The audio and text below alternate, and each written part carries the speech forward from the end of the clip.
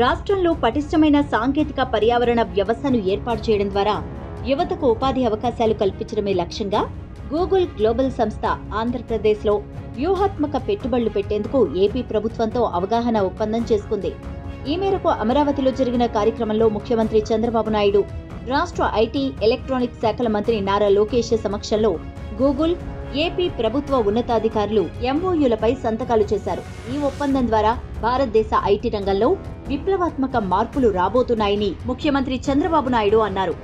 MoU సందర్భంగా అమరావతి విచ్చేసిన Google ప్రతినిధి బృందానికి Google global networking and infrastructure GGNI vice president Shri Bikash Kole నాయకత్వం వహించగా, రాష్ట్ర ప్రభుత్వం తరపున ప్రభుత్వ ప్రధాన కార్యదర్శి Nirab Kumar, industries and investments కార్యదర్శి యువరాజ్, ఇతర సీనియర్ అధికారులు పాల్గొన్నారు.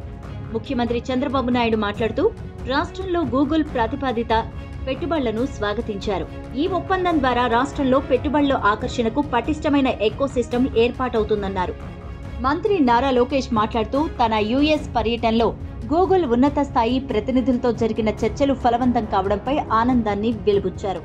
రాష్ట్రంలో ప్రజాప్రభుత్వం ఏర్పాటయ్యాక పెట్టుబడిదారుల్లో నమ్మకం పెరిగిందన్నారు. కొత్త ప్రభుత్వం ఏర్పాటైన కొద్ది నెలలకే Arcelors Mittal, Nippon steels, Reliance industries, Tata group, Bharat forge తో సహా పలు భారీ పరిశ్రమలు రాష్ట్రంలో పెట్టుబడులు పెట్టేందుకు ముందుకు వచ్చాయన్నారు.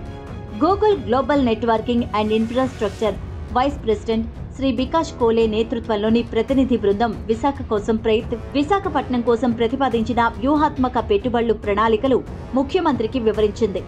ఆంధ్రప్రదేశ్ ప్రభుత్వం మధ్య వివిధ ఏఐ ఇనిషియేటివ్స్ లో సహకరించడానికి ఎంఓయూపై సంతకాలు చేశామని, మలివిడతగా తమ బృందం భారతదేశంలో గూగుల్ కార్యకలాపాలు, దాని భవిష్యత్తు ప్రణాళికలపై ఒప్పందానికి ఏపీకి వచ్చామన్నారు.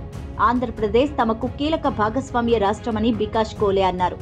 ఉమ్మడి ఆంధ్రప్రదేశ్లో ముఖ్యమంత్రి చంద్రబాబు నాయుడు నేతృత్వంలో పెద్ద ఎత్తున ఐటీ పెట్టుబడులు ఆకర్షించడం ద్వారా గణనీయమైన ఆర్థిక, సామాజిక అభివృద్ధి సాధించారని, అదేవిధంగా ఇప్పుడు ఏపీలో ఐటీ పరిశ్రమ అభివృద్ధి సాధించగలదన్న నమ్మకాన్ని వ్యక్తం చేశారు.